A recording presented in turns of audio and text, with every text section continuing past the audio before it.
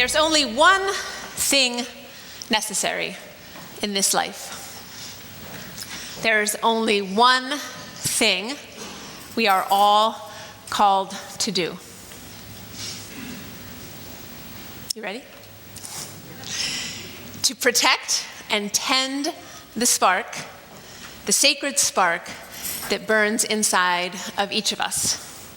Discovering how to do that as we move through the seasons of our lives is our work and is unique to each us. Thankfully, we have examples from other women and men who have lived before us and who have decided in their lifetimes what it is that brings them alive.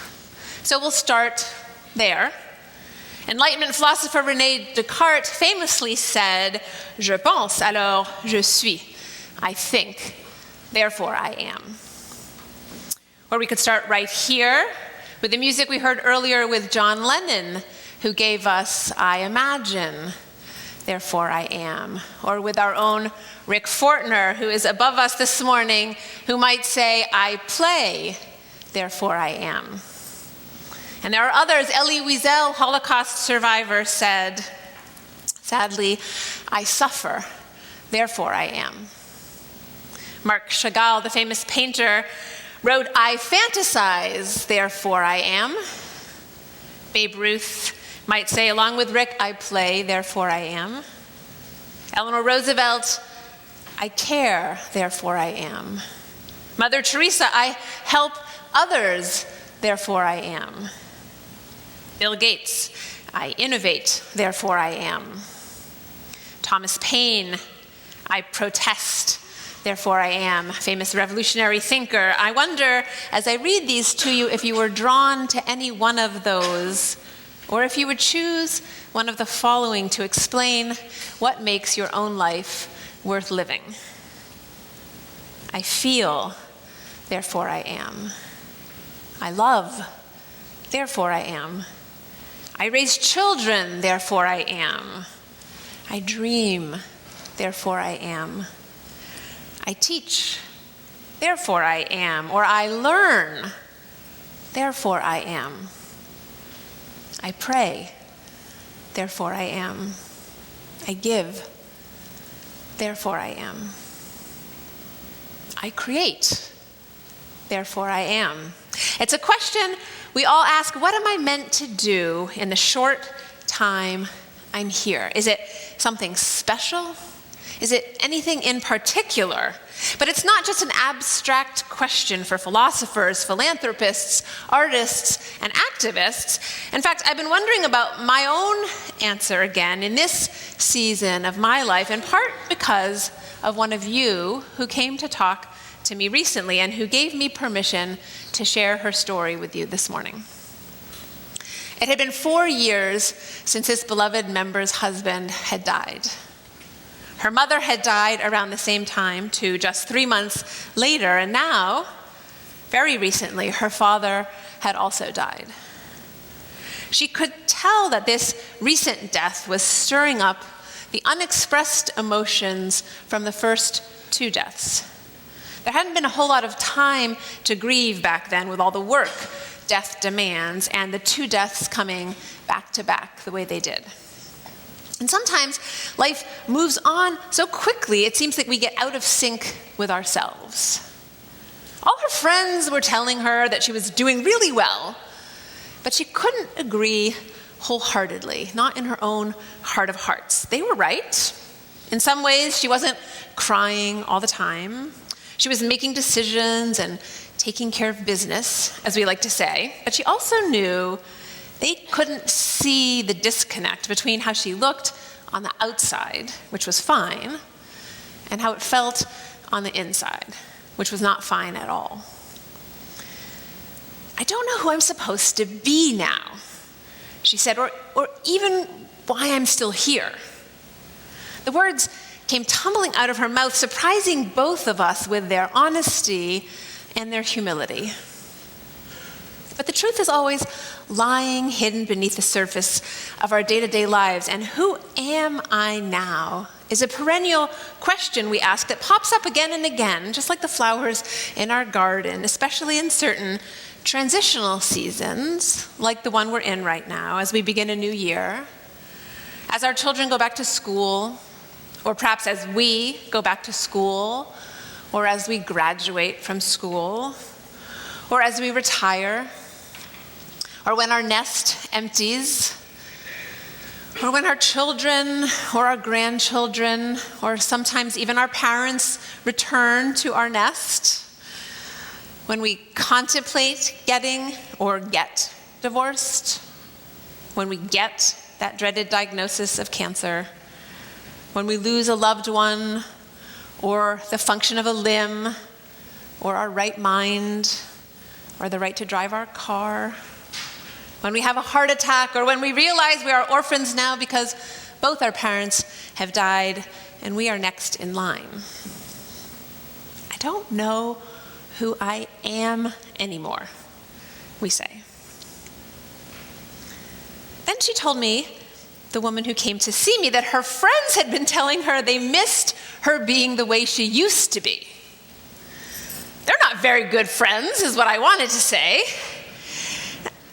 As I realized that people who love us for how they feel when they're with us aren't the best ones to hang out with when we're in the middle of big life transitions. So just a little aside, when you're listening for what's next in your life, for what's calling you, for what will nourish and nurture the spark inside of you, you need to choose to be with people who want to and are able to see who you really are for your own sake alone. They're the ones who can tend to the spark that's smoldering, sometimes smoldering inside us, the flame that animates our eyes which have been called the doorways to our soul. They're the ones who can blow on the embers, glowing inside our hearts until there is a flame burning brightly again. Others will try to tell us which way to go, like those supposed friends of our member. They may even tell us to go backwards because that's the way they remember us and that's who they still want us to be. Because in some ways people want to possess us. We may even need to be alone to hear our own wise voice, which is often a whisper, but always there waiting patiently for us to turn our attention inward so we can hear it. So back to our beloved member, just listening to her tell me about these supposed friends, I felt indignant and in the moment a little bit angry. So I did kind of shout out, "Don't they know that person doesn't exist anymore?" looking right at her. And she smiled broadly as we agreed in that moment that great loss is also often connected to great gains of great freedoms. In that brief moment, we both felt anew, once she reconnected her head with her heart, and the work now would be to process the pain and the grief and the regrets, then she would be free to become a different woman than she had ever been before. When we say life isn't easy, or patience is a virtue, or this life thing is hard work from beginning to end, we are telling each other the truth. Now that this, you can fill in the blank for yourselves, has happened, who am I now, is a very real question. Life compels us forward. Love carries us. But it can take many, many years to answer life's or God's call on us, as it does in one of my favorite, very favorite apocryphal stories called The Man Who Planted Trees, a story I'm happy to tell you this morning because it's one of my favorites. If you've already heard it, I hope you'll still enjoy my retelling of it this morning. It's like scripture to me in many ways, and because it is, it deserves a special introduction this morning, and I'll need your help. So if you would, just please repeat these simple words after me to begin our story. A story, a story. Let it come, let it go. The man who planted trees lived in the south of France at the very beginning of the 20th century. His son died, and then his wife died when they were all still rather young. After a few years of drifting around from village to village, the man, and his name was Elzéar Bouffier, settled somewhere in the middle of nowhere, where the land was depleted and dry, and so the people were few and far between. One day, a younger man walking alone came wandering through the valley, and just as he was beginning to despair of ever finding a place to spend the night, suddenly, off in the distance, he saw a small black silhouette. He thought it might be a tree. But as he came closer, he saw that it was, in fact, a man, a shepherd, in fact, with some 30 sheep lying around his feet. The shepherd kindly gave him some water to drink out of his gourd and took him back to the stone house he had rebuilt from the ruins of a small cottage in an abandoned village. As the nearest village was still an hour and a half's walk away, Elzéar invited the younger man to stay the night. After dinner, when the dishes were done, the man poured out a heap of acorns on the table that had been cleared, and he began to inspect them one by one, with great concentration, separating the good from the bad. When the young man offered to help, he simply said it was his job to do. And when he had set aside 100 perfect acorns in a simple pile, he stopped, and the two men went to sleep. The next morning, the older man submerged his sack of 100 acorns into a pail of water and set out walking with his sheep, his bucket, and an iron rod for a walking stick. Then, with the sheep safely grazing, he began to climb to the top of a ridge, where he began thrusting the iron rod into the earth, making a hole each time, into which he dropped one acorn. After watching him do this for a little while, the younger man asked him if the land belonged to him, to which he answered, no. To which he asked, did he know who it belonged to? To which the man answered, no, he did not. He supposed it was community property or belonged to someone who did not care about it. He wasn't really interested in finding out who it belonged to. And he went on planting his acorns, stopped to eat lunch, and resumed planting his acorns until the day's work was done. Because the younger man asked many questions all day long, as the man planted his acorns, he learned that the man had been planting trees for 3 years in this wilderness. And of the 100,000 acorns he had planted, 20,000 had sprouted. Of those 20,000, he expected to lose half to rodents and the rest to unpredictable designs of providence, he said. And so 10,000 oak trees would grow where there had only been barren land before. It seems the man who planted trees had decided the land was barren because it lacked trees, and having no pressing business of his own after his wife's and his son's deaths, he had decided to do something about it. Impressed and moved, the young man told him that in 30 years, his 10,000 trees would be magnificent. The man listened and smiled, and then said that if God granted him life, then in 30 years, he would have planted so many more than these 10,000 that they would be simply like a drop of water in a great ocean. His eyes twinkled then as he explained that he was already studying about beeches and birches in addition to oaks and was preparing new seedlings for new valleys. Then came the Great War of 1914.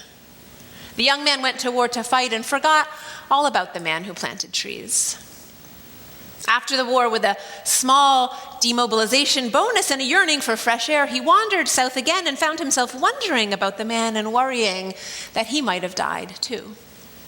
Instead, he found him very much alive, this time with only 4 sheep, but 100 beehives. The sheep, you see, had been threatening the young and tender trees. The oaks were then 10 years old, and the younger man and the older man spent the whole day walking through his forest. When the younger man realized that all this had sprung from the hands of this one man, he understood all of a sudden that people could be as effectual as God in other realms than that of destruction. They walked through 5-year-old clumps of birches and beech trees as high as their shoulders. On their way back to the village, they passed by water flowing in brooks that had been dry since the memory of man. And the village itself had come alive. The wind had scattered seeds, and the water had nourished them, so willows, rushes, meadows, and flowers had reappeared. People had followed and brought along with them a certain purpose in being alive. So slowly and steadily had life returned to the valley that no one even noticed the man who was planting trees and going about his work day after day, which is good because if someone had known, there probably would have been opposition to his plans and his planting. But he was undetectable, even now. So when a forest ranger did come to visit, he passed an order against lighting fires out of doors lest it endanger the growth of the natural forest. And Elzéar simply smiled and nodded. No one from the villages or the government could dream of such perseverance or such generosity, which is good because they did nothing. The only serious danger to the forest did come from men when in 1939, as the Second Great War was spreading across Europe, people started cutting down trees to power their cars that were being run with wood-burning generators. But the area was so far from any railroads that the enterprise in that area was soon abandoned. The younger man returned again to the valley in 1945 at the end of the Second World War. Elzéar was almost 90 years old then. The village was full of people, and the people were full of hope. The breezes were gentle, sweet with scents. The fields were green, filled with flowers. Water flowed freely in the town's fountain, and everyone could feel that life was worth living well. As the younger man prepared to leave the village for the very last time, he realized that in spite of everything, humanity is admirable. And he was filled with respect for the older man who had done work worthy of God himself. A story, a story. Let it come, let it go. That's the end of the story, The Man Who Planted Trees, but not of your story or of our story. Elzéar might have said, if we asked him, I plant, therefore I am. He might have said, I care about trees, therefore I am. I say the man who planted trees was doing the one thing necessary. He was tending to the spark of love in his heart that was nearly extinguished after the deaths of the two people in the world he loved more than anything else. Strangely, if we had known him then, we might have called him selfish or silly, or worse, crazy, for wandering off into the wilderness and living there alone, for turning his back on the world and no longer fighting for justice on one of our social justice teams, or no longer struggling through long, busy days like the rest of us. Or maybe, giving ourselves the benefit of the doubt, we might have noticed the look in his eyes and felt how he was called, how powerfully he was compelled. Then we might have encouraged him, but even that could have been dangerous. And it may be just right that the people back then didn't notice at all. Anyway, we can't know what we would have done in another time and in another place. It only matters that we think about it now so we can recognize a call or a compelling life choice when our turn comes. Some would say we are hearing the voice of God when we receive an answer to a question or when we suddenly have clarity about what we need to do next with our lives. And so we come to the title of this morning's sermon, IMAGO DEI, which is Latin It means to be created in the image of God. This idea is embedded in Jewish and Christian thinking and in the Sufi tradition, the mystical branch of Islam. Rick and I hope he's still in the sanctuary somewhere, inspired by our theme this month, Inspiration, which is a new twist on call and vocation, our classic September theme, played with the two words, IMAGO and DEI, this week, looking for a perfect anagram, which we never found, but instead we found these hidden words: ego and id, dig and dog and demi, image, mad, I made, game, and I am God. At first it sounds sacrilegious, I am God. But the ancient theology only means that we've always known we had an incredible array of powers and possibilities at our fingertips and at the tips of our tongues. With our hands and with our words, we can and do create and destroy life. Just like the God we've created in our scriptures and in our imaginations. And we can heal and harm each other's hearts too. It's not just Yahweh who can create a world in 6 days and wipe out civilization in a week. We can too. And it's not just Jesus who can heal us with his touch and inspire us with his love. We can too. When we accept this, we begin to see that our thoughts and our actions do not truly belong to us alone, and that there's only one thing we are called to do: to protect and defend, to tend to and nurture the divine spark inside us so that we can bless rather than condemn, so that we can bring life, not death. Some would say, our Quaker cousins among them, that the spark that flickers inside of us is a God spark. A God spark that, when tended and cared for, burns as brightly as the stars, shining its light for others to steer their lives by, emitting a life-giving and loving energy that cannot be contained. So I said this story is like scripture to me, and it is, meaning that its words have had a power beyond its creator's wildest imaginings. Since this story was published in the mid-1950s, it has spread around the world, been translated into multiple languages, inspiring people on every continent to literally plant trees.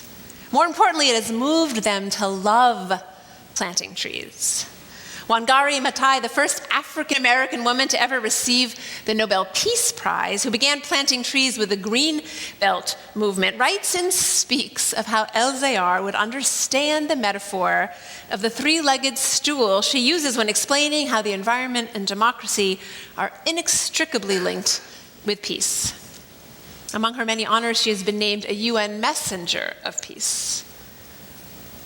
All of that has come to pass in part because Elzayar did what he needed to do to tend to the spark in his heart.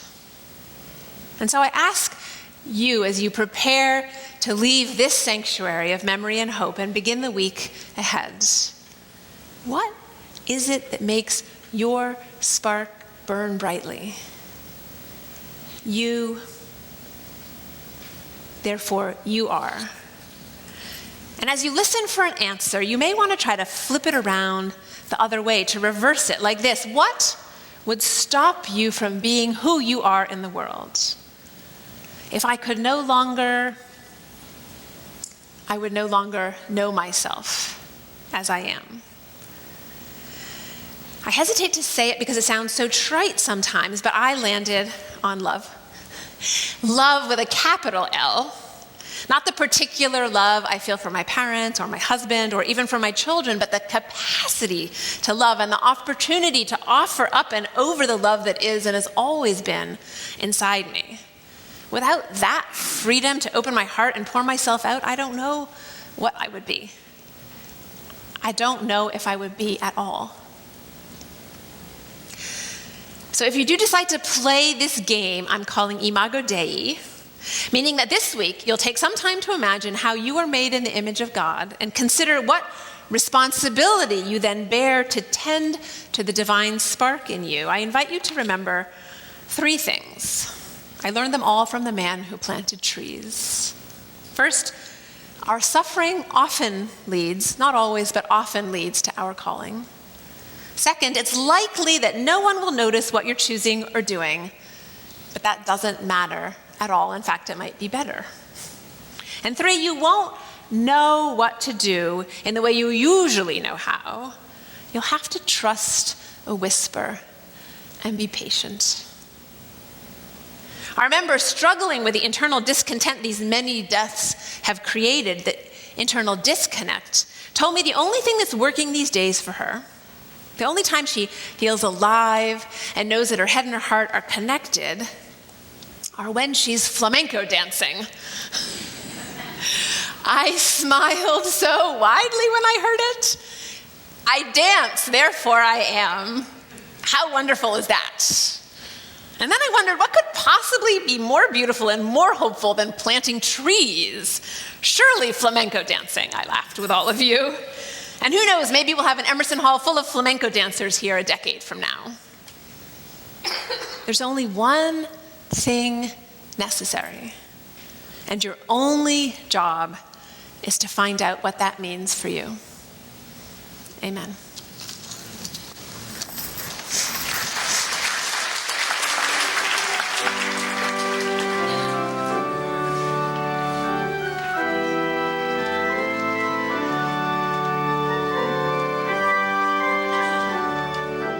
Thanks for tuning in online. We are so pleased with all the different people who have been tuning in from all over the country and all over the world. If you have a chance to send me an email or connect with me in some way, let me know what you're finding, why you tune in, and what you're getting out of it. I would love to hear from you. And if you get a chance to make a gift to support this ministry, to become a partner, we would love to partner with you and have you be a friend of the church and somebody who is actually supporting us to create this congregation and the world that we're trying to create together. You can be a part of it, and every gift of every amount makes a difference. We really appreciate your support.